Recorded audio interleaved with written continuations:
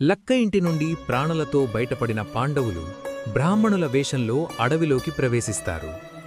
ప్రపంచం దృష్టిలో వారు మరణించారు, కాని వారు అజ్ఞాతంలో శక్తిని కూడగట్టుకుంటున్నారు.